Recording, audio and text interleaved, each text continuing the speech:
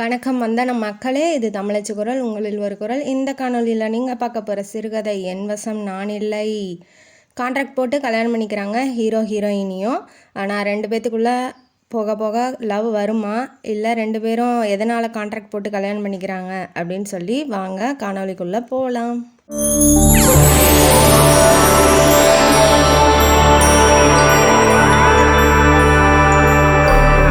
இந்த கதையோட ஆரம்பத்தில் ஹீரோயினியான மீனாவை இன்ட்ரடியூஸ் பண்ணுறாங்க. மீனாவுக்கு சின்ன வயசுலேயே அவங்க அம்மா அப்பா இறந்து போயிட்டாங்க.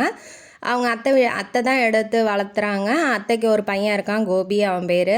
அவனும் இவளும் மீனாவும் கோபியும் வந்து அண்ணன் தங்கச்சி மாதிரி, அக்கா தம்பி மாதிரி பழகிக்கிறாங்க. அண்ணன் தங்கச்சியில் மீனா வந்து பெரியவங்கிறதுனால அக்கா தம்பி மாதிரி இருக்கிறாங்க. அவங்களுக்குள்ளே வந்து கல்யாணம் பண்ணிக்கலாம் அப்படிலாம் எதுவும் இல்லை. அவங்க மாமா வந்து சீக்கிரமாக இறந்து போயிட்டதுனால இந்த அம்மா வந்து உடம்பு சரியாமல் படுத்துருது. ஹஸ்பண்ட் இல்லையே என்ன பண்ணுறது அப்படின்னு சொல்லி व्यसனத்துலேயே இவங்களுக்கு ரொம்ப உடம்பு சரியாமல் போயிடுது. கோபி வந்து பாதியிலேயே படிப்பை நிறுத்திட்டு ஒரு ஆட்டோமொபைல்ஸ் கடையில் வந்து வேலை செய்கிறாப்புல. மீனா வந்து டிப்ளமோ அவள் ரொம்ப நல்லா படிப்பாங்கிறதுனால கவர்மெண்ட்டில் வந்து ஸ்காலர்ஷிப்பு கொடுத்து படிக்க வைக்கிறதுனால இவள் வந்து டிப்ளமோ இன் ஹோம் சயின்ஸ், அதாவது வீட்டை எப்படி மெயின்டைன் பண்ணுறது அப்படிங்கிறத பற்றி டிப்ளமோ வரைக்கும் படிச்சிருக்கா. அதனால் இப்போ ஒரு வீட்டில் வேலை செய்கிறா. ஒரு தாத்தா பாட்டிக்கு சமைச்சு போட்டுக்கிட்டு அங்கே நல்லா வேலை செய்கிறா. அவங்க தாத்தா பாட்டியும் நல்லா அவளை மீனா வந்து பார்த்துக்கிறாங்க. அவள் ரொம்ப அன்பானவ அப்படிங்கிறதுனால. இப்போ வேலையெல்லாம் முடிஞ்சிருச்சா, இப்போ ஃபோன் வருது கோபிகிட்டேருந்து, இப்படி அம்மாவுக்கு ரொம்ப உடம்பு சரியில்லை, ஹாஸ்பிட்டலில் சேர்த்திருக்கேன், கொஞ்சம் வந்து என்னன்னு பாரு அப்படின்னு சொல்லும்போது இவள் அவசரமாக ஆட்டோ பிடிச்சி போய் ஹாஸ்பிட்டலில் பார்க்கும்போது அவங்களுக்கு கேன்சராக இருக்கும் அப்படின்னு சொல்லி சொல்கிறாங்க. இவங்களுக்கு ஷாக் ஆயிடுது. ஏன்னா இப்போ கேன்சர்னால் ட்ரீட்மெண்ட்டுக்கு அதிகமாக பணம் தேவைப்படும் இல்லையா, மாத்திரை மருந்து எல்லாமே அதிகமாக இருக்கும், ஆப்ரேஷன் வேறு அதிக செலவாகும். அப்படிங்கிறதுனால 50,000 ரெடி பண்ணி வச்சுக்கோங்க அப்படின்னு சொல்லி நம்ம டாக்டர் வந்து மீனாட்ட சொல்லிட்டாங்க. இவங்களே கஷ்டப்படுற ஃபேமிலிங்கிறதுனால இப்போ 50,000 ஆகும், அத்தையை எப்படியாவது காப்பாற்றணும். ஏன்னா எடுத்து வளர்த்தவங்க இல்லையா, ரொம்ப பாசமாக வேற, ஒரு நாளையில் திட்டினது கூட கிடையாது. அதனால் அவன் ரொம்ப கஷ்டப்படுற, அப்படி கையாதத்தனமாக இருக்கோமே அப்படின்னு சொல்லி நினச்சிட்டு இருக்கா. கோபியும்னாலையும் திரட்ட முடியாது, ஏன்னா அவனே மாத சம்பளத்துக்கு போயிட்டுருக்கான். அவன்கிட்ட போய் அவனாலையும் எதுவும் பண்ண முடியாதுங்கிறதுனால இவளுக்கு வந்து ஒரு யோசனை வருது. சின்ன வயசுலேருந்தே ஒரே தெருவில் பழகுனா நளினி, அவள் தான் வில்லி ஆஃப் த ஸ்டோரி. அவள் ஞாபகம் வருது. அந்த அக்காட்ட போய் கேட்கலாம், ஏன்னா ஒரே தெருவில் வளர்ந்து இப்போ வந்து அவள் எப்படி அப்படின்னா, நளினி எப்படி அப்படின்னா பணத்துக்காக தன்னோட 20 வயசு அதிகமான ஆளை வந்து கல்யாணம் பண்ணிக்கிட்டா. அவள் ரொம்ப பணக்காரி. இப்போ நல்லா பணத்தோட நல்லா ஜாலியாக ஜம்முன்னு இருக்கா. அவள்கிட்ட போய் கேட்குறதுக்கு இவளுக்கு சங்கோஜமாக தான் இருக்குது. பட் ஆனால் அவளுக்கு தெரிஞ்ச ஒரே ஆள் அவள் தான் அப்படிங்கிறதுனால இவள் கிளம்பி போகிறா. அந்த அக்காட்ட போய், நளினி அக்காட்ட போய் கேட்கலாம் அப்படின்னு சொல்லிட்டு இப்போ கிளம்பி போகிறா. அவங்கள்ட்ட இப்போ வீட்டு வேலை செய்கிறா இல்லையா, அந்த தாத்தா பாட்டிக்கிட்டையும் போய் கேட்க முடியாது. கேட்டால் வந்து தன்மான பிரச்சனை இல்லையா, அவங்க ஏதாவது நினச்சிக்குவாங்களோ, பணத்துக்காக இவ வந்து இப்படி கேட்குறா அப்படின்னு சொல்லி அதையும் அவளால் கேட்க முடியல. நளினி அக்காட்ட போய் போகிறா. கேட்டு சாத்தியிருக்கு. இப்படி வந்து ஒரு பொண்ணு வந்திருக்காங்கன்னு சொன்னோன்னே வாட்ச்மேன் கதவை திறந்து விட்டான்னா இவன் உள்ளே போகிறா. அவன் நல்லா ஜாலியாக ஜம்முன்னு, அவள் வந்து ஒரு 35 வயசுக்குள்ளே தான் இருக்கும் வயசு. அந்த வயசு பொண்ணு மாதிரி அவள் தெரியல, பொம்பளை மாதிரி தெரியல. நல்லா யங்காக இருக்கா. அவள் கட்டியிருக்க சாரீ, மேக்கப் எல்லாமே ஹை லெவல். ஏன்னா பணக்காரி இல்லையா. அவன் ஹஸ்பண்டு பேர் வந்து சங்கரபாணி. அவன் வந்து ரொம்ப பெரிய பணக்காரன். அவனுக்கு வந்து மீனா வயசுலேயே ஒரு பையன் இருக்கான், வினோத் அந்த பையன் பேர். இவளை பார்த்தாவே அவனுக்கு பிடிக்காது. ஏன்னா இவள் பணத்துக்காக அப்பாவை கல்யாணம் பண்ணிக்கிட்டா. அப்பாவுக்கு இது தெரியவே இல்லை, ஏன் இப்படி பண்ணுறாரு. அம்மா வந்து குத்து வழக்கு மாதிரி இருந்தாங்க, இந்த டியூப் லைட்டை கொண்டாந்து இங்கே வச்சுக்கிட்டு இவர் வந்து குடும்பம் நடத்திக்கிட்டு இருக்காரு அப்படின்னு சொல்லி கோவத்தில் அவன் வீட்டை விட்டு வெளியில் போயிட்டான். அவன் போய் தனியாக இருக்கிறான். இப்போ இந்த பக்கம் வர்றதில்ல, எப்போதாவது அப்பாவை பார்க்குறதுக்கு மட்டும் வர்றதோட சரி. இவளுக்கு ஜாலி. அவன் எப்படின்னா சங்கரம் பண்ணி கேட்டதெல்லாம் உடனே வாங்கி கொடுத்துருவான், என்ன வேணுமோ உடனே செஞ்சுருவான். ஒய்ஃபுங்க அவள் அழகாக இருக்கிறதுனால அவனுக்கும் தெரியல இவ வந்து ஏமாத்துறா, பணத்துக்காக தான் நம்மளை கல்யாணம் பண்ணிக்கிட்டாங்கிறது. அந்த தாட்ஸுக்கே போல அவர் ஒய்ஃப் தான் அப்படின்னு சொல்லி எல்லாம் பண்ணுறாரு. இப்போ இதுதான் வந்து அந்த வில்லியோட ஸ்டோரி. இப்போ உள்ள நுழையிறா. மீனா நுழைஞ்சோடனே ஏதாவது குடிக்கிறியாமான்னு சொல்லி கேட்குறா. அவளையும் பார்க்குறா, தன்னையும் பார்க்குறா. அவள் எவ்வளோ ஹையாக இருக்கா, நம்ம எவ்வளோ மீடியமாக இருக்கும் அப்படின்னு சொல்லி நினைக்கிறா. இதெல்லாம் ஏன் நம்ம நினச்சிக்கிட்டு நம்ம அந்த வேலையை பார்ப்போம் அப்படின்னு சொல்லிட்டு இப்போ கேட்க ஆரம்பிக்கிறா. இந்த மாதிரி நளினி அக்கா அம்மாவுக்கு உடம்பு சரியில்லை, ஹாஸ்பிட்டலில் சேர்த்திருக்கேன், கொஞ்சம் ஹெல்ப் பண்ணுங்கள், ஒரு 50,000 பணம் இருந்தால் கொடுங்க அப்படின்னு சொல்லி கேட்கும்போது, அவன் என்னன்னா திடீர்னு வந்து இப்படி கேட்குறாளே, நம்ம கொடுக்க வேண்டாம், அவளால் கொடுக்க முடியாது அப்படின்னு சொல்லி முதல்ல நினைக்கிறான். நினச்சோன்னே என்ன சொல்கிறான்னா, உனக்கு தான் வினோத்தை பற்றி தெரியும் இல்லையா, அவன் எனக்கு பணமே கொடுக்க வேண்டாம் அப்படின்னு சொல்லி அவர்கிட்ட சொல்லிட்டான். அதனால் என்னால் இப்போ பணம் கொடுக்க முடியாது, அவரும் எனக்கு தர்றதில்ல மீனா, என்னை மன்னிச்சுக்கோ அப்படின்னு சொல்லி பொய் சொல்கிறா. ஆனால் அவள் பணம்லாம் வச்சுருக்கா, ஆனால் தரக்கூடாது அப்படிங்கிற எண்ணத்தில் அப்படி சொல்கிறா. சரி, இதுக்கு மேலே வந்து கேட்டால் நமக்கு வந்து அவமானமாக ஆயிரும், வேண்டாம் அப்படின்னு சொல்லிட்டு நடக்கிறது நடக்கட்டும்னு கடவுள் மேலே பாரத்தை போட்டு சரிக்கா நான் வரேன்னு சொல்லிட்டு எந்திரிச்சு கிளம்பி போகிறா.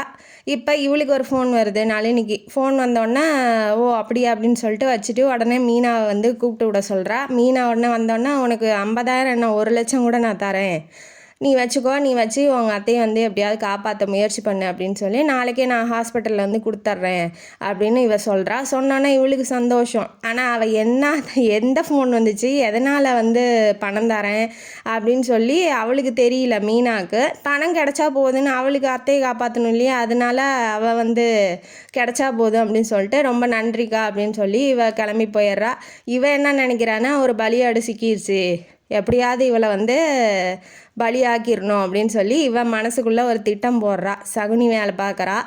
இப்போ ஹாஸ்பிட்டலில் அவள் வெயிட் பண்ணிகிட்ருக்கா, கோபியும் வெயிட் பண்ணிகிட்ருக்காங்க. அவள் வருவாளா என்னன்னு எனக்கு தெரியலக்கா அப்படின்னு சொல்லும் போது, எவ்வளோக்கா கேட்டங்கும் போது 50,000 கேட்டிருக்கேன்டா அப்படின்னா. அவன் 1,00,000 கூட தான் தரேன்னா, ஆனால் எனக்கு 50,000 போதுன்னு சொல்லிட்டேன். ஏங்க்கா அப்படின்னு சொன்னேன், எங்கள் முதலாளி வேற கடையை விற்றுட்டு வெளியூருக்கு போகிறேன்னு சொல்கிறாப்புல, எனக்கும் வேலை கிடைக்காம போயிடும், அந்த கடையவே நான் வாங்கிட்டேன்னா எனக்கு ஒரு தொழில் மாதிரி அமையும் இல்லையா, 1,00,000 வாங்க வேண்டியதானக்கா அப்படின்னு சொல்லி இவன் சொல்கிறான். அவளுக்கு டென்ஷன் ஆகிறா. ஏன்டா இந்த பணம் கிடைக்கிறதே எனக்கு பெருசாக இருக்குது, முதல்ல அத்தையை காப்பாற்றலாம்டா, அதுக்கப்புறம் பேசிக்கலாம் அப்படின்னு சொல்லி அவள் சொல்கிறா, மீனா சொல்கிறா. ஆனால் கோபிக்கு வந்து எப்படியாவது அந்த கடையை வந்து வாங்கி நம்ம ஒரு செட்டில் ஆயிடணும், நம்ம ஒரு தொழில் வச்சுக்கணும் அப்படின்னு சொல்லி அவன் நினைக்கிறான். அது நடக்குதா இல்லையான்னு பின்னால் கதையில் பார்ப்போம். இப்போ வந்து இவளுக்காக வெயிட் பண்ணிகிட்ருக்காங்க இல்லையா, அப்போ வந்து அவள் வரா. அந்த ஹாஸ்பிட்டல் சுச்சுவேஷனில் யாருமே அவள் ஹாஸ்பிட்டலுக்கும் அந்த சுச்சுவேஷனுக்கு அவள் வர்றதும் வந்து செட்டே ஆகலை. ஏன்னா அவள் பெரிய பணக்காரிங்கிற மாதிரி வரா. இந்த ஹாஸ்பிட்டலில் இருக்கவங்களாம் எப்படி இருப்பாங்கன்னு தெரியும் இல்லையா, அதனால எல்லாரும் அவளையே வேடிக்கை பார்க்குறாங்க. அந்த மாதிரி அவள் வந்து மேக்கப்பு, அவள் பண்ணுற ட்ரெஸ்ஸிங்கு எல்லாமே வந்து ஹை லெவலாக இருக்கிறதுனால அவள் வந்து அந்த சுச்சுவேஷனுக்கு செட் ஆகலை. இருந்தாலும் பரவாயில்ல, அவள் ஒன்றும் ஹாஸ்பிட்டலில் இருக்க போகிறது இல்லையா, அதனால் பணத்தை கொடுத்துட்டு வேணும்னா இன்னும் கொஞ்சம் பணம் வேணும்னா கூட கேளு அப்படின்னு சொல்லி நல்லவ மாதிரியே பேசுகிறா. இவளும் சரிக்கா ரொம்ப நன்றிக்கா அப்படின்னு சொல்லி வாங்கி ஆப்ரேஷன்லாம் பண்ணி முடிச்சிட்டாங்க. டாக்டர் வெளியில் வந்து என்ன சொல்கிறாங்கன்னா, தையல் போட்டிருக்கோம்மா, பார்த்துக்கோ, பிரியாமல் சீ பிடிக்காமல் பார்த்துக்கோ, இருந்தாலும் ஓரளவுக்கு தான் குணப்படுத்த முடியும், உங்கள் அத்தையால் அந்த அளவுக்கு உடம்ப கொண்டு வர்றதுக்கான சத்து எனர்ஜி வந்து இல்லைம்மா, கொஞ்சம் பார்த்துக்கோ, முடிஞ்ச அளவுக்கு இன்னும் ஒரு 7 மாதமோ 8 மாதமோ தான் அவங்க எல்லாரால் இருக்க முடியும் அப்படின்னு சொல்லிடுறாங்க. அதனால் அவளுக்கு ரொம்ப கஷ்டமாயிருது, இவ்வளோ கடை வாங்கி செலவு பண்ணி இப்படி சொல்கிறாங்களே அப்படின்னு சொல்லிட்டு மனசை வந்து தளர விடாமல் வீட்டுக்கு கூட்டிகிட்டு போயிட்டா. இப்போ வேலைக்கும் போக முடியாது, ஏன்னா இவரை வந்து பார்த்துக்கணும், சாப்பாடு வேலைக்கு மெடிசன் கொடுக்கணும். இவளால் வேலைக்கு போயிட்டா இவளை அத்தை யார் பார்த்துக்க முடியும், அதனால் வந்து அவங்க வீட்டில் போய் நான் வேலைக்கு வரல, அந்த தாத்தா பாட்டி வீட்டில் வேலைக்கு வரலன்னு சொல்லிட்டா. சரிம்மா பரவாயில்ல, எங்களுக்கு கொடுத்து வைக்கல உன் கையால் சாப்பிட்றதுக்கு, பரவாயில்ல அப்படின்னு சொல்லிட்டு உங்கள் அத்தையை தானே பார்த்துக்க போகிறேன்னு அவங்களும் விட்டுட்டாங்க. ஒரு மாதம் ஆகுது. இவன் வந்து இப்போ பணத்துக்கு நச்சரிக்கிறான். ஏன்னா இப்போ ஒரு வாரத்தில் அவர் கடையை விற்க போகிறாரு. அதனால் கோபி வந்து இன்னும் கொஞ்சம் பணம் கேட்டு பாருங்கக்கா அவங்கள்ட்டையே அப்படின்னு சொல்லி நச்சரிக்கும் போது அவன் வந்து சரி பார்க்குறேன்டா இருடா அப்படின்னு சொல்லிட்டு இருக்கா. அதுக்கு அடுத்தது இவங்களுக்கு அத்தை இருக்காங்க இல்லையா, அவங்களுக்கு ரொம்ப காய்ச்சல் அதிகமானோன்னா ஹாஸ்பிட்டலில் சேர்த்தோன்னே அவங்க ட்ரீட்மெண்ட்டு திரும்ப வந்து ஆப்ரேஷன் பண்ணோம் அப்படி இப்படின்னு சொல்லி ஒரு 30,000 ரெடி பண்ணுமா அப்படின்னு சொல்லிட்டாங்க. இப்போ பணம் திரும்ப 30,000 வேணுங்கும் போது அவளுக்கு என்ன பண்ணுறதுனே ஒன்றும் புரியல. திரும்ப போய் மீனாக்கிட்ட போய் கேட்கறதுக்கு, சரி மீனா தான் போய் நளினி வில்லிக்கிட்ட கேட்குறதுக்காக இப்போ போகிறா. இப்போ தான் வந்து சொல்கிறா, வில்லிக்கும் ஸ்ரீகாந்த் தான் ஹீரோ ஆஃப் த ஸ்டோரி, அவருக்கும் என்ன கனெக்ஷனுங்கிறது இப்போ அந்த கதையில் வருது. ஸ்ரீகாந்தும் நம்ம வில்லி ஆஃப் த ஸ்டோரி நளினியும் வந்து காலேஜ் மெட்ஸு. காலேஜ்லேயே லவ் பண்ணியிருக்காங்க ரெண்டு பேரும். இவன் வந்து வெளியூருக்கு படிப்பு சம்மந்தமாக வெளியூருக்கு போகும்போது இவன் என்ன பண்ணியிருக்கா, வீட்டில் வந்து பார்த்து வச்சாங்களா கல்யாணத்தில் வந்து இந்த சங்கரமணி பணக்காரன் இருக்கான் இல்லையா, அவன் வந்து பார்த்துருக்கான் நம்ம நளினியை பிடிச்சிருக்குங்கிறதுனால. நம்ம ஸ்ரீகாந்தை விட இவன் பணக்காரன் அப்படிங்கிறதுனால இவன் அதெல்லாம் நம்ம சீக்கிரம் செத்துருவான் அப்படிங்கிறதுனால இவன் என்ன பண்ணுறா, கல்யாணத்துக்கு ஓகே சொல்லிடுறா. பட் ஆனால் ஸ்ரீகாந்த் கிட்ட போய் என்ன சொல்லியிருக்கான்னா, என்னை வந்து வலுக்கட்டாயம் பண்ணி கல்யாணம் பண்ணி வச்சிட்டாங்க, எனக்கு வேறு வழி தெரியல, மன்னிச்சிருங்க அப்படின்னு சொல்லி விட்டுட்டா. ஆனால் அவனை விடலை, ஸ்ரீகாந்தை விடலை. இப்படி என்னை வந்து கல்யாணம் பண்ணி வச்சிட்டாங்க, எனக்கு கல்யாண வாழ்க்கையும் ஒழுங்காக இல்லை, அவன் வந்து என்னை மனைவியாகவே நடத்தலை அப்படி இப்படின்னு சொல்லி அழுது அவன் மனசை மாற்றி எப்படியாவது வந்து நீ என்னை ஏற்றுக்கோ, நான் இன்னும் உன்னை லவ் பண்ணுறேன் அப்படின்னு சொல்லி அவன்கிட்ட, ஸ்ரீகாந்த் ஹீரோ இருக்கான் இல்லையா, அவன்கிட்ட போய் அழுவவும் இவன் வந்து நல்லவ, ஏற்கனவே லவ் பண்ணியிருக்கான், அவன் நல்லவ அப்படின்னு நினச்சிக்கிட்டு சரி ஓகே அப்படின்னு சொல்லி ரெண்டு பேரும் இவளுக்கு கல்யாணம் ஆனாலும் பரவாயில்லன்னு அவளை வந்து இவன் மெயின்டைன் பண்ணிகிட்டு இருக்கான். அதுதான் இப்போ இந்த கதை தான் இப்போ நடக்குது. இப்போ ஸ்ரீகாந்த் வீட்டில் என்ன ஆயிடுச்சு அப்படின்னா, அவங்க அம்மாவுக்கு உடம்பு சரியாமல் போனோடனே, நான் வந்து உன் கல்யாணத்தை பார்த்தே ஆகணும், சீக்கிரமாக கல்யாணம் பண்ணு, எனக்கு வந்து சீக்கிரம் மருமகளை நான் பார்த்துட்டு தான் நான் சாகணும்னு நினைக்கிறேன். அம்மா மேலே ரொம்ப பாசம் ஸ்ரீகாந்துக்கு, அம்மா மேலே பாசம் இருக்கவன் பண்ணுற வேலையாது. சரி நம்ம எதுவும் சொல்கிறதுக்கு இல்லை. உடனே என்னம்மா அப்படி சொல்கிற அப்படின்னு சொல்லி அவங்க ரொம்ப அழுகவும், இந்த ஃபோனை எடுத்து அன்னைக்கு பணம் வாங்க வந்தா இல்லையா, அவளை அப்போ வந்து வந்த ஃபோன் தான் ஸ்ரீகாந்தோடது. இந்த மாதிரி அம்மா கல்யாணம் பண்ணிக்க சொல்கிறாங்க, என்ன பண்ணுற, உன் வீட்டுக்காரனுக்கு டைவர்ஸ் கொடுத்துட்றியா, நீ ஏன் என்ன கல்யாணம் பண்ணிக்கிறியா நீங்கள் சொல்கிறாப்புல. அவளுக்கு என்னன்னா, இப்போ வாலண்டியராக போய் நான் டைவர்ஸ் தரேன்னா சொத்தில் வந்து பங்கு தரமாட்டாங்க, அதனால் வந்து நமக்கு பணமும் கிடைக்காது, இவனை கல்யாணம் பண்ணிட்டு நம்ம எப்படி சொகுசாக வாழ முடியும் அப்படின்னு சொல்லி அவன் நினைக்கிறா. ஆனால் அதை அவன்கிட்ட சொல்லாமல் என்ன சொல்கிறா அப்படின்னா, வயசானவர், இப்போ நான் போய் டைவர்ஸுன்னு கேட்டு அவருக்கு ஏதாவது ஒன்று ஆயிடுச்சுன்னா அந்த குற்ற உணர்ச்சியோடு நான் எப்படி உங்கள் கூட வாழ்கிறது, நல்லவ மாதிரியே குற்ற உணர்ச்சியோடு நான் எப்படி உங்களோட வாழ்கிறது, கொஞ்ச நாள் பொறுங்க, அவர் செத்துருவார், சாவறதுக்கு, யார் அந்த வயசானவர் சாவறதுக்கு ரெடி பண்ணிகிட்டு இருக்கா, செத்துருவார், அதுக்கப்புறம் நீங்களும் நானும் மட்டும்தான், இந்த உலகத்தில் நம்ம யாருமே பிரிக்க முடியாது அப்படின்னு சொல்லி சொல்கிறா. அதனால் வந்து இப்போ என்ன ஐடியா அப்படின்னா, மீனா வந்து இப்போ அர்ஜென்ட், அவனுக்கு இப்போ கல்யாணம் பண்ணியே ஆகணும் அவங்க அம்மாக்கோசரம் அப்படிங்கிறதுனால மீனாவுக்கு பணத்தை கொடுத்துட்டு இவன் நல்லவ அப்படிங்கிறதுனால இந்த வலுக்கட்டாயமாக போய் வலியறது, ஒழுக்கக்கேடான செயல்லாம் ஈடுபட மாட்டா அப்படிங்கிறதுனால மீனா வந்து ஸ்ரீகாந்துக்கு வந்து இப்போதைக்கு கல்யாணம் பண்ணி வச்சிடலாம், ஏன்னா பணத்தையும் திரும்ப தர முடியாது அவளாலங்கிறதுனால அள்ளி அள்ளி கொடுத்துட்டு இப்போ முடியாதுன்னா பணத்தை இவளால் தர முடியாது இல்லையா, பிளாக்மெயில் பண்ணிக்கலாம் அப்படின்னு சொல்லி இவளோட பிளானு. இப்போ என்ன பண்ணுறா, திரும்ப 30,000க்கு வந்து நிற்கும் போது இவன் என்ன சொல்கிறான்னா, நீ வந்து ஸ்ரீகாந்தை வந்து கல்யாணம் பண்ணிக்கணும், இல்லைன்னா பணத்தை திருப்பி கொடு அப்படிங்கும்போது அவள் பக்குன்னு ஆயிடுறா.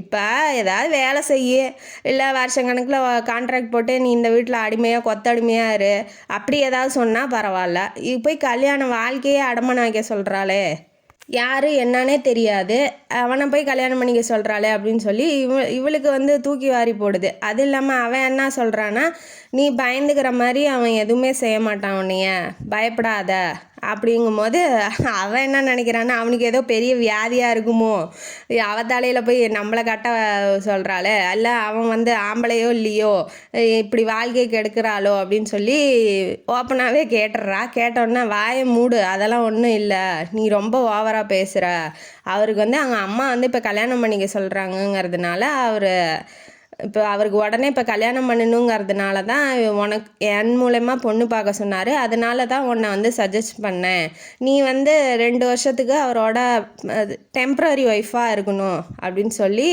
சொல்கிறா. இதெல்லாம் வந்து ஒத்துக்க முடியாதுன்னு எந்திரிச்சு போயிடுறா.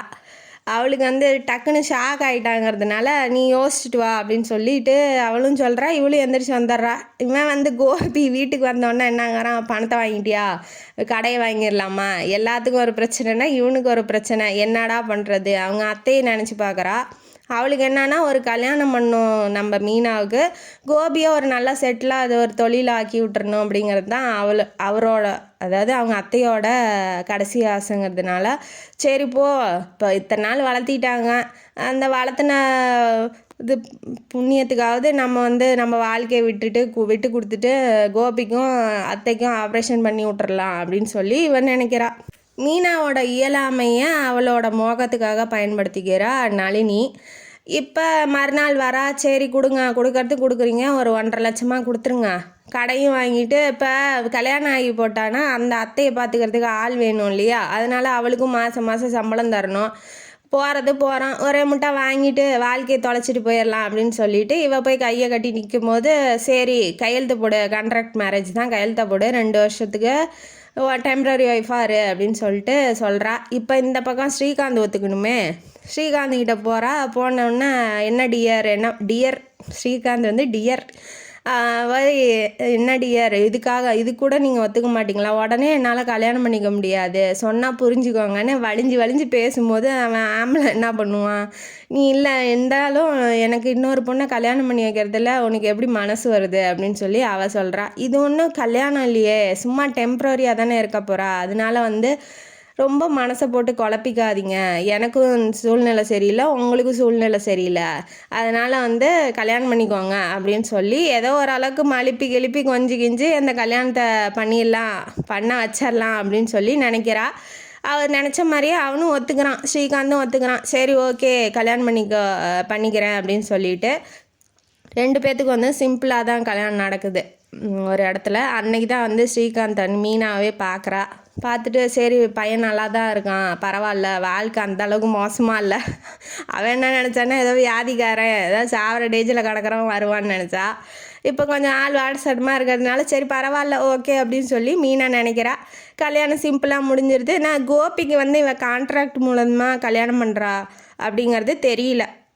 இப்படி பணம் வாங்கினா ஒருத்தரை கல்யாணம் பண்ணிக்க சொல்கிறாங்கடா அப்படின்னு தான் சொல்லி வச்சுருக்கா. அதுக்குமே அவன் வந்து அப்ஜெக்ஷன் தான் சொல்கிறான், வேண்டாம் விட, உன் வாழ்க்கையை ஏன் கெடுத்துக்கிற அப்படிங்கும் போது, விடுறா என்னைக்கா இருந்தாலும் பண்ணிக்க தானே போகிறேன், அதை இப்படியே பண்ணிக்கிட்டு போகிறேன் அப்படின்னு சொல்லிட்டு அவன் வந்து அப்படி சொல்லும் போது அவன் எதுவும் பேச முடியல. சரி ஓகே ஏதோ ஒன்று நடக்கட்டுன்னு அவனும் எதுவும் பேசலை. இப்போ வந்து எல்லாம் கல்யாணம் ஆயிடுச்சு, வீட்டுக்கு வந்துட்டா. வீட்டுக்கு வந்தோடனே மருமகளை ரொம்ப கொஞ்சுறாங்க. நம்ம ஸ்ரீகாந்தோட அம்மா பேர் வந்து சாரதா. அவங்க வந்து ரொம்ப கொஞ்சம் அழகாக வச்சுக்கிறாங்க. என் மருமக சூப்பராக இருக்கா, அழகாக இருக்கா, அவளை மாதிரி இந்த உலகத்தில் அன்பான பொண்ணு யாருமே இல்லை, அவளுமே வந்து நல்லா பார்த்துக்கிறா. ஏன்னா ஆல்ரெடி இவள் அன்பானவங்கிறதுனால அந்த அம்மா உடம்பு சரியில்லைன்னா கூட அன்பாக பார்த்துக்கிறா. இப்போ வந்து வினோத்துக்கு வந்து இவங்க 2 பேரும் யார், இந்த நளினி, வினோத்துங்கிறது யார், நளினி புருஷனோட பையன். அவன் வந்து நளினியும் ஸ்ரீகாந்தும் பழகிறது வந்து சந்தேகப்பட்டுட்டே இருக்கான். அதனால் வந்து இப்போ என்ன பண்ணுறான்னா, நீங்கள் 2 பேரும் ஹனிமூனுக்கு போயிட்டு வாங்க, அப்போ தான் அவன் நம்புவான் நமக்கு 2 பேர்த்துக்கிட்டையும் ஒன்றும் இல்லை அப்படின்னு சொல்லிட்டு. ஏன்னா ஒரு தடவை கேட்டிருப்பான் நம்ம ஸ்ரீகாந்த்கிட்ட போய் வினோத்து, என்ன பண்ணிகிட்ருக்கா, என்ன அவள் பின்னாடியே சுற்றுற மாதிரி எனக்கு தெரியுது, எங்கள் சித்தி அவனுக்கு ரொம்ப பிடிச்சிருக்கோ அப்படின்னு சொல்லி இவன் மூஞ்சில் அடித்த மாதிரி கேட்கவும், அவன் போய் அவள்கிட்ட சொல்லவும் இவனுக்கு எப்படி தெரியும் அப்படிங்கிறது அவளுக்கு டவுட் ஆயிடுச்சு. அதனால அவன் நம்ப வைக்கணுங்கிறதுக்காக இப்போ இவங்க 2 பேர்த்தையும் ஹனிமூனுக்கு அனுப்பிச்சி விட்றா. யார், நளினி.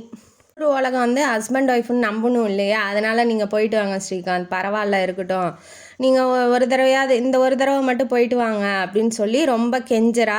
அவள் கெஞ்சறதை பார்த்தா இவன் வந்து ரொம்ப உருகிடுவானே, அதான் அதனால் வந்து ஆசை நாகி கெஞ்சும் போது அப்படியே ஆள் உருகிட்டாப்புல. உருகினோன்னா சரி போய் தொலைகிறேன், உனக்காக தான் எல்லாமே, என்னை வந்து இப்படி கஷ்டத்தில் வந்து விட்டுட்டியே அப்படின்னு சொல்லி அவள் சொல்லும்போது, கொஞ்ச நாள் தான், அவன் செத்தோடனே நம்ம சந்தோஷமாக இருக்கலாம், யார் ஒருத்தர் சாவலை தான் இவன் சந்தோஷங்கிறா, அவளை போய் இவன் லவ் பண்ணுறானா, எதுவும் ஒன்றும் சொல்கிறதுக்கு இல்லை.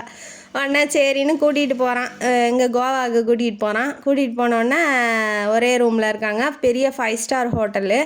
அவெல்லாம் அங்கே இருக்கிறதெல்லாம் புதுசாக பார்க்குறான். ஏன்னா இவன் மிடில் கிளாஸு, இவன் போய் எல்லாம் பார்க்கும்போது எல்லாம் காஸ்ட்லியாக இருக்குது, ஆடம்பரமாக இருக்கிறதுனால அவன் ஒன்றொன்றுத்தையும் பார்த்து ரொம்ப வியப்படைகிறா. உடனே சரி வான்னு வெளியில் கூட்டிகிட்டு போகும்போது என்ன ஆகுது, வளையல், இந்த சாதாரண பொருட்களை இப்போ வளையல் பாசி எல்லாம் வந்து பீச்சில் விற்பாங்க இல்லையா, அந்த மாதிரி பொருள் வாங்கி கொடுத்தாலே அவள் சந்தோஷப்படுறா.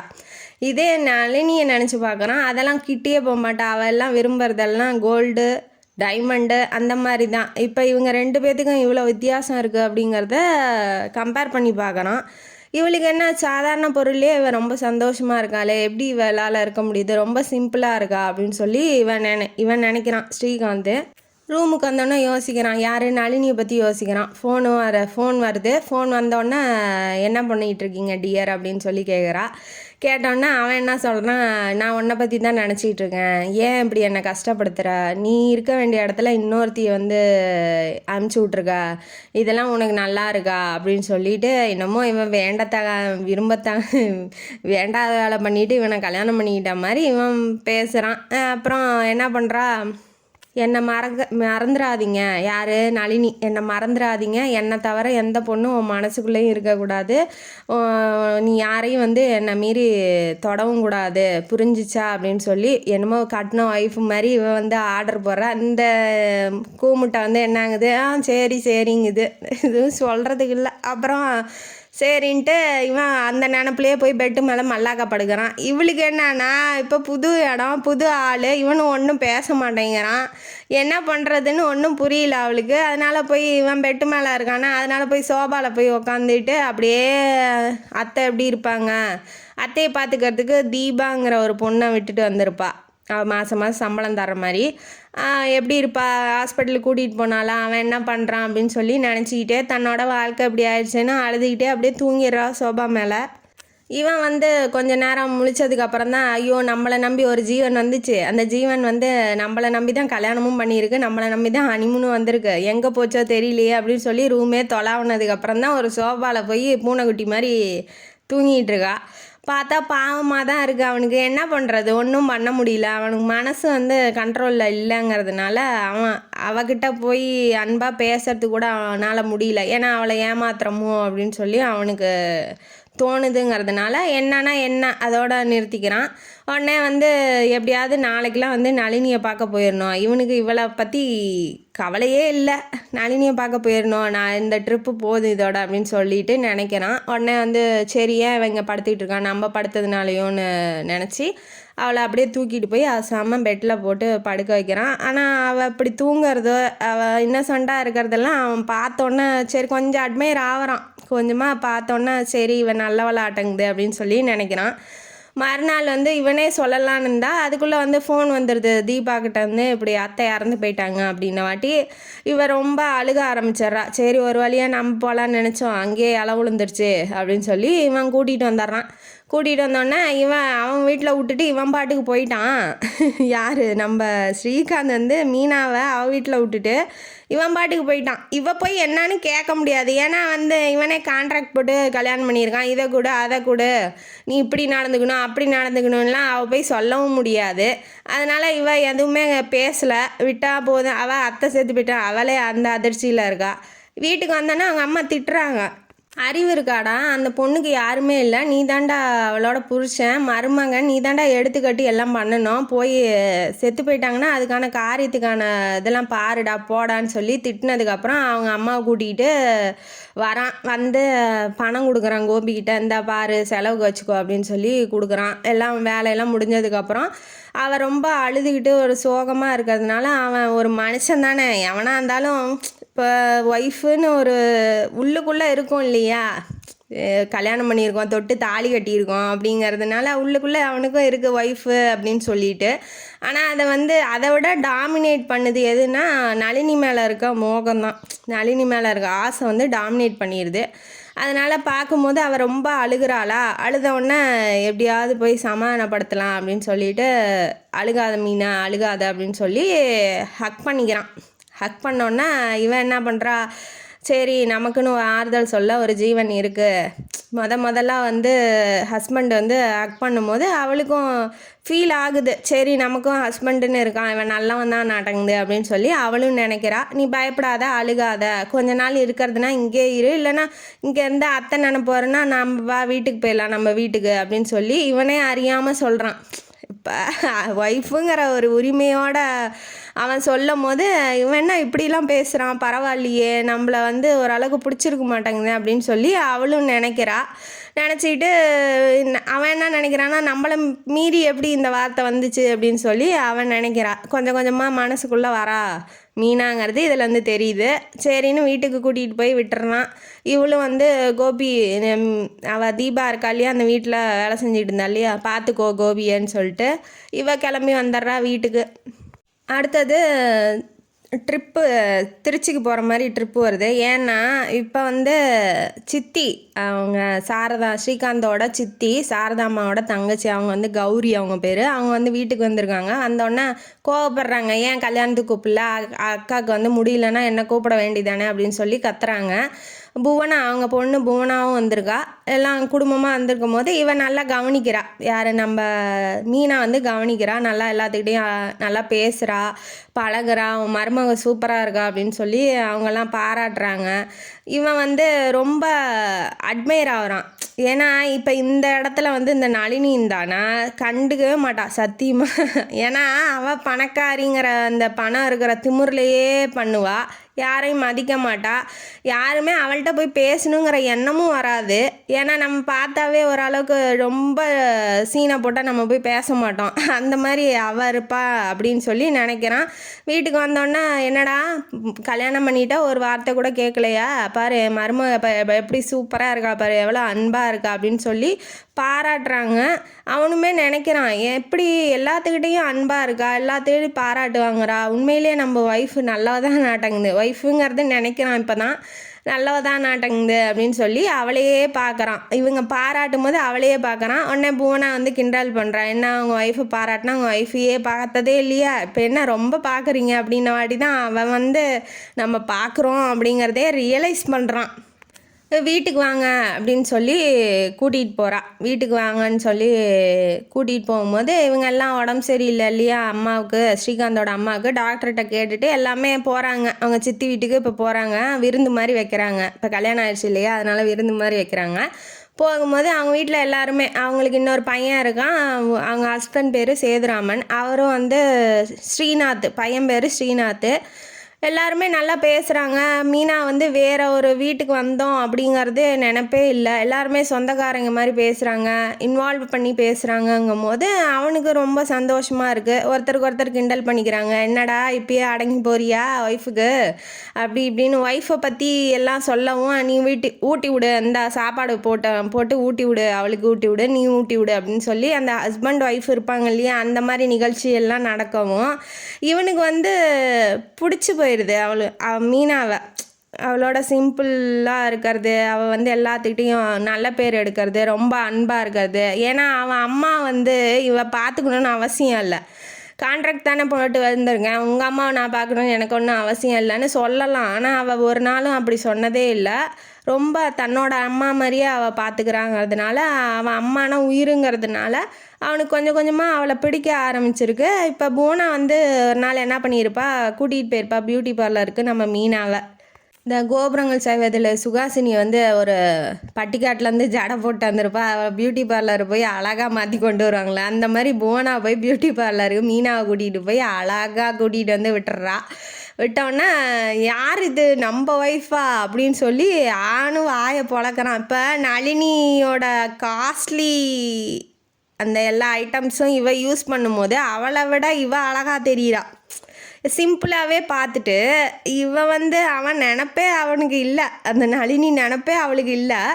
இவன் வந்து ரொம்ப அழகாக ரொம்ப சூப்பராக இருக்கிறதுனால இது நம்ம ஒய்ஃபா அப்படின்னு சொல்லி கிட்டேயே போய் அவளை ரசிக்கிறான். அதுவும் இல்லாமல் நீ ரொம்ப சூப்பராக இருக்க அப்படின்னு சொல்லி வேற பாராட்டுறான். ஹஸ்பண்ட்கிட்டேருந்து மொதல் டைம் வந்து அவள் கேட்கும் போது ரொம்ப சர்ப்ரைஸாக இருக்குது. அவள் ரொம்ப சந்தோஷமும் படுறா. சரி ஓகே, நம்மளும் அழகாக இருக்கோன்னு ஒத்துக்கிட்டாரு, அவருக்கு ஈக்குவலாக நம்ம இருக்கோம் அப்படின்னு சொல்லி நினைக்கிறா அவ. சரின்னு ரொம்ப சந்தோஷப்பட்டுட்டு இருக்கா. அந்த சந்தோஷம் வந்து ஒரு மணி நேரம் கூட நிலைக்கல. இப்போ வந்து ஃபோன் அடிக்குது. ஃபோன் அடித்தோடனே இவன் ஸ்ரீகாந்த் வெளியில் போயிடுறான். அந்த ஃபோனை அட்டன் பண்ணுறது நம்ம மீனா. யார் ஃபோனில் அப்படின்னா நளினி. என்ன ஸ்ரீகாந்த் எங்கே போனீங்க, திருச்சிக்கு ட்ரிப்பு போனேன்னு போனீங்க, இவ்வளோ நேரம் ஆச்சு, ஏன் வரல, அந்த மீனாகிட்ட வந்து தள்ளியே இருங்க, அவள்கிட்ட என்னை தவிர யாரையுமே நீங்கள் காதலிக்கக்கூடாது சொல்லியிருக்கனா இல்லையா, அவள்கிட்டலாம் இப்போ ஒய்ஃபுங்கிற முறையில் நீங்கள் எந்த விதமான சம்மந்தமும் வச்சுக்கக்கூடாது தெரியுமில்ல டியர், எப்போ வர்றீங்க ஸ்ரீகுட்டி அப்படி இப்படின்னு சொல்லவும் இவளுக்கு வந்து சடனாக ஷாக் ஆகிட்டா. ஏன்னா இப்போ அவளுக்கு எல்லாமே புரிய ஆரம்பிச்சிருது. ஏன் இவன் பணம் கொடுத்தா இவங்க 2 பேரும் இப்போ கள்ள தொடர்பில் இருக்காங்க. அப்பா ஒய்ஃபுங்கிறதுனால இவன் நம்மளட்ட ஜாக்கிரதையாக இருக்க சொல்லி ஸ்ரீகாந்த் கிட்ட சொல்கிறா அப்படிங்கிறதெல்லாம் அவளுக்கு இப்போ கொஞ்சம் புரியுது. உடனே ஏன் பதில் சொல்லலைங்கும் போது இவ ஸ்ரீகாந்த் இல்லை, நான் மீனா பேசுகிறேன் அப்படின்னு சொன்ன உடனே, ஓ நீயா, உனக்கெல்லாம் தெரிஞ்சிருச்சா அப்படின்னு சொல்லி சொல்கிறா. சொன்னோன்னே இதெல்லாம் உனக்கு வெக்கமாக இல்லையா? ஒரு அந்த சங்கரபாணி மாமா வந்து எப்பேற்பட்ட நல்ல மனுஷன், அவனுக்கு போய் துரோகம் பண்ணிட்டு இப்போ நீங்கள் 2 பேரும் இப்படி கூத்தடிக்கிறீங்களே, உங்களுக்கு நல்லதா படுதா அப்படின்னு சொல்லி அவள் திட்டவும், உனக்கு ஏன் இதெல்லாம் தேவையில்லாது, உனக்கு பிடிக்கலனா நீ விலைக்கு போயிரு, பணத்தை கொடுத்துட்டுங்கும் போது அவள் வாயடைச்சி போயிடுறா. ஏன்னா அவள் பணம் கொடுக்குற நிலமையில் அவள் இல்லை, அவளால் கொடுக்கவும் முடியாதுங்கிறதுனால அவள் அப்படி பேசும்போது நான் வந்து ஃபோனை வச்சு அவள் சொல்லிவிட்டு அவள் வச்சிட்றா. யார், அந்த நளினி வச்சிட்றா. வச்சோன்னா இவளுக்கு வந்து ஹஸ்பண்டுன்னு நினச்சிக்கிட்டு இருந்தா இல்லையா, இப்போ அதெல்லாம் சுக்குநூறாக ஆயிடுச்சு. இவன் வந்து ஏமாத்துக்காரன், இன்னொருத்தர் சாவாருன்னு 2 பேரும் எதிர்பார்த்துக்கிட்டு இருக்காங்க. 2 பேரும் கல்யாணம் பண்ணி தொலைச்சிருக்க வேண்டியதானே, ஏன்னா பண்ண முடியாது, அவள் பணத்துக்காக பண்ண மாட்டா அப்படின்னு சொல்லி இப்போ இவளுக்கு ரியலைஸ் ஆகுது. இப்போ நடக்கிற எல்லா கூத்தும் இவளுக்கு தெரிஞ்சு போயிடுது. உடனே வந்து ஸ்ரீகாந்த் வந்து கேட்குறான், யார் ஃபோன்லங்கும் போது இவளுக்கு வந்து உங்கள் டியர் தான் அப்படின்னு சொல்லலான்னு பார்க்குறா. ஆனால் அது சொல்ல முடியல. நளினி அக்கா தான் அப்படின்னாட்டி என்ன சொன்னா அப்படின்னு சொல்லி கேட்குறான். நீங்கள் நினச்சதெல்லாம் ஒன்றும் சொல்லலை, ஏன்னா அவங்க சாவுக்கு தானே இவங்க 2 பேரும் வெயிட் பண்ணிகிட்ருக்காங்க, அதனால் அதை பற்றி எதுவும் சொல்லலை. ஏன் எப்போ வரீங்கன்னு தான் கேட்டாங்கன்னு சொல்லிட்டு இவள் உள்ளே போயிடுறா. இப்போ இவங்க நடந்தது இவளுக்கு எதுவும் தெரியல.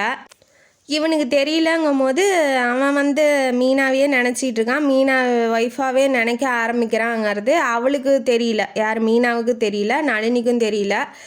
சரி மீனாக்கிட்ட அன்பாக பேசி பார்க்கலாம் அப்படின்னு சொல்லி இப்போ நளினி மனசுக்குள்ளே சுத்தமாக இல்லைங்கும் போது மீனாவையே நம்ம ஏற்றுக்கலாம், அவள் தான் நம்ம வாழ்க்கைக்கு கரெக்டானவ நல்லவ அப்படின்னு சொல்லி இவன் நினச்சிக்கிட்டு இப்போ உள்ளே வரான் ரூமுக்குள்ளே. இவன் தலைவலின்னு உள்ளே போய் படுத்துட்றா. ஏன்னா இப்போ எல்லாமே தெரிஞ்சிருச்சுங்கிறதுனால இவன் என்ன பண்ணாலும் இவளுக்கு டவுட்டாக தான் வரும், ஏன் இவன் இப்போ இப்படி நடந்துக்கிறான் அப்படி நடந்துக்கிறான்னு.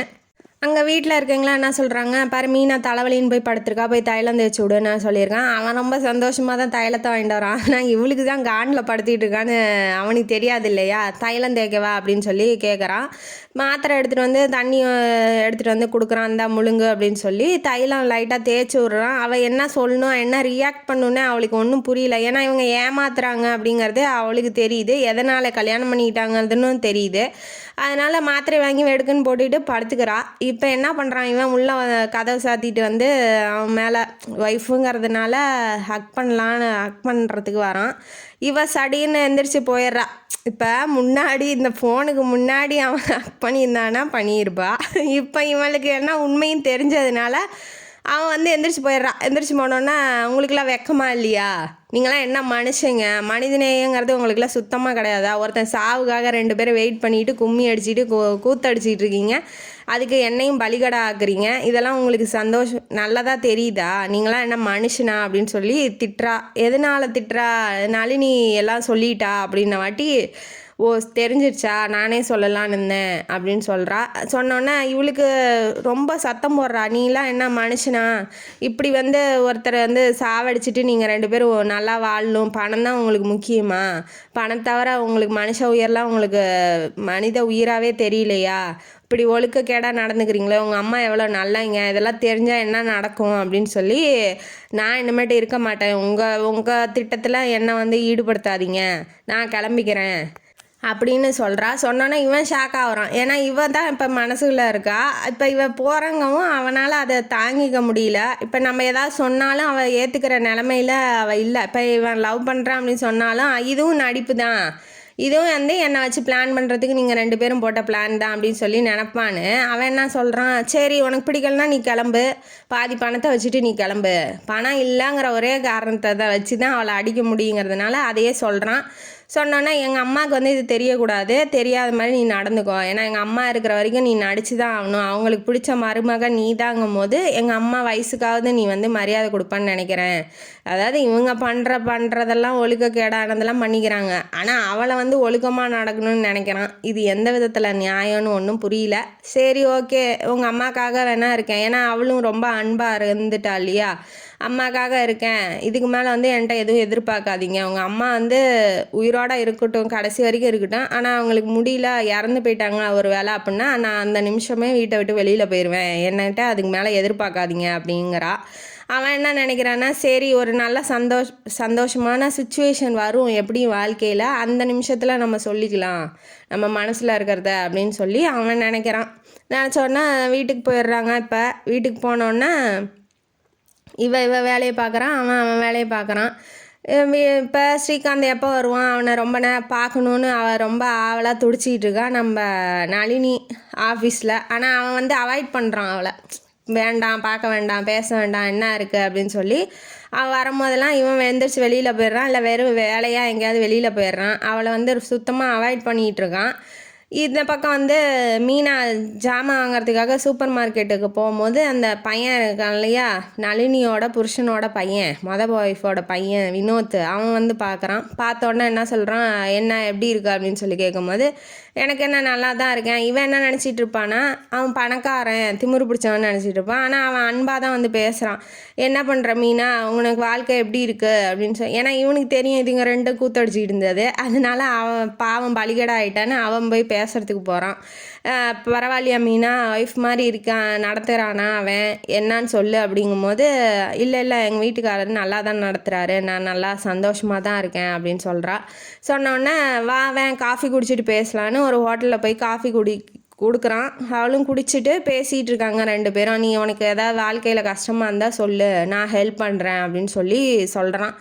சொன்னோன்னே இவங்க ரெண்டு பேரும் பார்த்துக்கிட்டு இருக்கு. ஏன்னா இவளோட நிலமை வந்து அவனுக்கு பாவமாக தெரியுது. ஒரு ரெண்டு பேர் பண்ணுற தப்புக்காக பணத்தை கொடுத்தா என்ன வேணாலும் பண்ணலாமா அப்படிங்கிற மாதிரி அவனுக்கு தோணுது. அதனால் இவளை பார்த்தாவே ரொம்ப ஃபீல் ஆகி ரொம்ப கஷ்டப்படுறான். அதனால் வந்து விசாரிக்கிறான். வினோத்தும் நல்லவன் தான். இப்போ இதை என்ன பண்ணுறான், தூரத்துலேருந்து நம்ம ஸ்ரீகாந்த் வந்து பார்த்துட்றான் இதுங்க ரெண்டும் பேசுகிறத, வினோத்தும் மீனாவும் பேசுகிறத அவன் பார்த்துட்டான். இப்பயே எந்திரிச்சு போய் செருப்பால் அடிக்கலான்னு தான் அந்த வினோத்தை, என் ஒய்ஃபுக்கிட்ட என்னடா பேச்சுன்னு. ஆனால் இவளே முன்ன ஒத்துக்க மாட்டேங்கிறா. அவள் போய் என்னத்தை போய் அடிக்கிறது, இவளே கான்ட்ராக்டில் வந்து உக்காந்துட்டு இருக்கா, எந்த உரிமையில் போய் பேசுறது அப்படின்னு சொல்லி அவன் எதுவுமே பேசலை, அமைதியாக வீட்டுக்கு வந்துடுறான். எப்போதும் போல் சாப்பாடு போட்டுட்டு, ஒன்றை நான் ஹோட்டலில் பார்த்தேன் வினோத்தோட அப்படிங்கும்போது, ஆமாம் காஃபி குடிக்க கூப்பிட்டாரு, அதான் போய் உட்காந்து பேசிகிட்டு இருந்தேன் அப்படின்ன வாட்டி, அவனோட உனக்கு என்ன பேச்சு அப்படின்னு சொல்லி கேட்குறான். அவன் வயிற்றுச்செல்லாம் பேசுகிறான், பொசசிவ் ஆகிட்டான் இல்லையா, ஒய்ஃபுங்கிற உணர்வு இப்போ தானே வருது அவருக்கு. அதனால் இவர் ஹஸ்பண்டாக என்ன வேணாலும் பண்ணிக்கலாம், ஆனால் ஒய்ஃப் வந்து ஒழுக்கமாக இருக்கணும். இது என்ன லாஜிக்கோ தெரியல. இவன் கேட்கும் போது, நான் என்ன வேணாலும் பேசுவேன், அதனால் உங்களுக்கு என்ன போகுது அப்படின்னு சொல்லி அவள் சொல்கிறா. நீ அவன்கிட்டலாம் பேசக்கூடாது, எதுக்கு தேவையில்லாமல் அவன்கிட்ட போய் பேசிகிட்டு இருக்க அப்படின்ன வாட்டி, என்ன பேசினாங்கும் போது, ஏன்டா ஹெல்ப்னா என்னை கூப்பிடு அப்படின்னு சொன்னார் அப்படின்ன வாட்டி, நான் எதுக்கு இருக்கேன், அவனை ஒன்றும் நீ கூப்பிடணுன்னு அவசியம் இல்லை அப்படின்னு சொல்லிட்டு இவர் போயிடுறாரு கோவத்தில். இவன் என்ன பண்ணுறான் என்ன பேசுகிறாங்கிறது ஒன்றும் புரியல. சரி இந்த இதுக்கு ஒரு முடிவு கட்டிடணும், நளினிகிட்ட போய் சொல்லிடலாம், நம்ம இனிமேட்டு உனக்கு எனக்கு சம்மந்தம் இல்லைன்னு போய் சொல்லிடலாம் அப்படின்னு சொல்லிட்டு நினைக்கிறான். இப்போ ஃபோன் அடிக்கிறான், நான் வந்துட்ட பேசணும் அப்படின்னு. அதுக்குள்ளே என்ன பண்ணிடுறா, நளினி ஃபோன் அடித்து இப்படி வந்து சக்கரை பண்ணி செத்து போயிட்டார். அதாவது அந்த வினோத்தோட அப்பா இருக்கார் இல்லையா, ரெண்டாவது அவளுக்கு புருஷன் தான், நளினியோட புருஷன் வந்து செத்து போயிட்டாரு அப்படின்னு சொல்லி நியூஸ் வருது. சரி அதுக்கப்புறம் போய் என்னத்தை போய் பேசுறது, ஒன்றும் பேசுறதுக்கு இல்லை. அப்புறம் ரொம்ப சோகமாக இருக்கிற மாதிரி நடிக்கிறா அவள். எல்லாரும் ஊரெலாம் நம்பணும் இல்லையா, அதனால் நடிக்கிறா. சொத்தெல்லாம் எழுதி வச்சுட்டு தான் போயிருக்கான், நம்ம நளினி மேலே சொத்தெல்லாம் எழுதி வச்சுட்டு தான் போயிருக்கான். ஒன்றும் அவளை ஏமாத்தலை, அவன் ஏமாத்தலை, நளினி தான் அவனை ஏமாற்றிட்டா, ஒன்றும் சொல்கிறதுக்கு இல்லை. அதுக்கப்புறம் இந்த பக்கம் வந்து எப்படியாவது அவளுக்கு வந்து என்னன்னா பணமும் கிடச்சிச்சு, ஸ்ரீகாந்தையும் எப்படியாவது வந்து நல்லா அவளை டைவர்ஸ் பண்ணிட்டு நம்மளோட வந்து வாழ்ந்துருவார், அது எப்படி 2 வருஷம் கான்ட்ராக்ட் தானே, அதனால் வந்து வாழ்ந்துருவாருன்னு ரொம்ப சந்தோஷமாக குஷியாக இருக்கா. இவளுக்கு என்னன்னா மீனாவுக்கு அவனை பிடிச்சிருக்கு, லவ் பண்ணுறோம் அப்படின்னு இப்போ சொல்லவும் முடியல. ஏன்னா இவன் வந்து அவன் நினப்பாவே இருக்கான் அப்படின்னு சொல்லி அவன் வந்து ஃபீல் பண்ணிகிட்டு இருக்கா. அவன் எப்படியாவது சாவக்கூடாது, உயிரோடு இருக்கணும்னு நினச்சா அவன் போட்டுன்னு போயிட்டான். யார் அவன் நளினியோட புருஷன் உயிரோடு இருக்கிற வரைக்கும் இவன் போய் அவளோட சேர முடியாது இல்லையா, அதனால அவன் உயிரோடு இருக்கட்டும் அப்படின்னு நினச்சா அதுக்குள்ளே அவனும் செத்து போயிட்டாங்கிறதுனால இப்போ இவளுக்கு ரொம்ப பயமாயிருது. இப்போ இவனும் விட்டுட்டு போயிட்டான்னா நம்ம யார்கிட்ட போவோம், எப்படி போவோம், நம்ம வாழ்க்கை இப்படி ஆயிடுச்சு அப்படின்னு சொல்லி ரொம்ப ஃபீல் பண்ணுறா.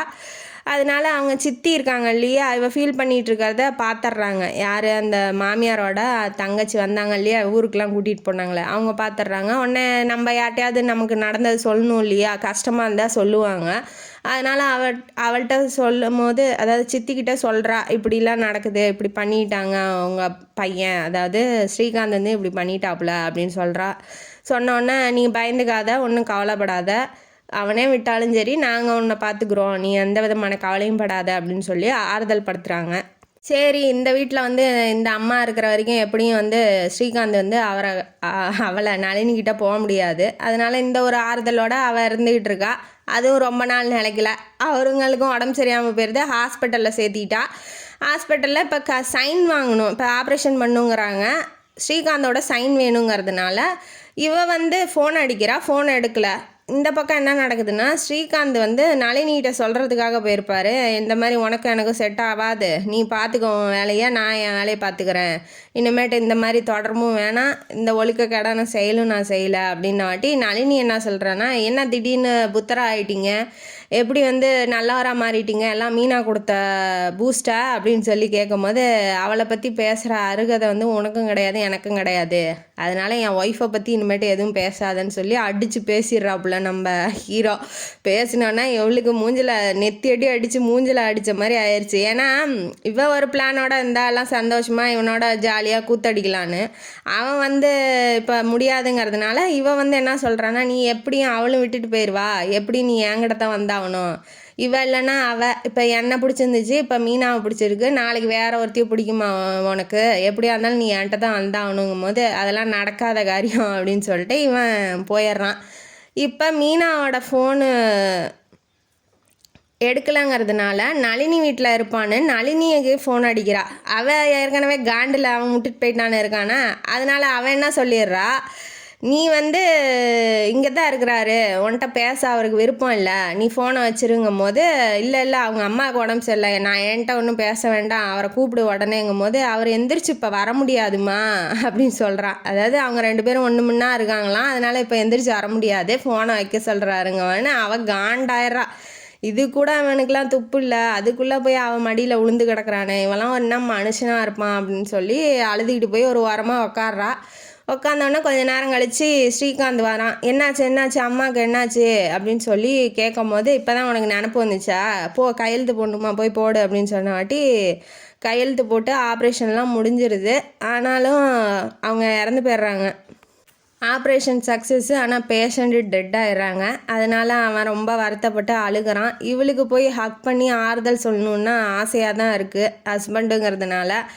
ஆனால் அவன் தான் எந்த உரிமையுமே கொடுக்காம இருக்கான் இல்லையா, அதுவும் இல்லாமல் இவன் வந்து கான்ட்ராக்டில் போயிருக்கா. அதனால் ஏன் தேவையில்லாமல் போய் ஃபீலிங்கை வளர்த்திக்கிட்டு, அவளை தான் அந்த அம்மா இருக்கிற வரைக்கும் நம்ம இருக்கலாம்னு இருந்தோம், இப்போ நம்ம கிளம்பிட வேண்டியதானே. பெட்டி படுக்கையெல்லாம் எடுத்து கிளம்பும் போது காலையில் ஸ்ரீகாந்த் என்ன சொல்லிட்டு போயிருப்பான்னா, நீ இங்கே வெயிட் பண்ணு, நான் வந்து முடிச்சுட்டு வந்துடுறேன் ஒரு வேலையை அப்படின்னு சொல்லிட்டு நேராக நளினிகிட்ட போய், நான் இனிமேட்டு இந்த ஜாபில் வந்து ஒர்க் பண்ண மாட்டேன், 1 வீக்கில் வந்து எல்லாத்தையும் ஒப்படைச்சிட்டு நான் வந்து வேறு வேலை தேடிக்கிறேன் அப்படின்னு சொல்லிட்டு வரலான்னு இப்போ போயிருக்கான். இவன் என்ன நினச்சிட்டான்னா, அம்மாவே இல்லை, இனிமேட்டு நமக்கு என்ன வேலை அப்படின்னு சொல்லிட்டு இவன் கிளம்ப போகும்போது அந்த சித்தி இருக்காங்க இல்லையா, ஸ்ரீகாந்தோட சித்தி, அவங்க ஹஸ்பண்ட் வந்திருப்பாப்புல.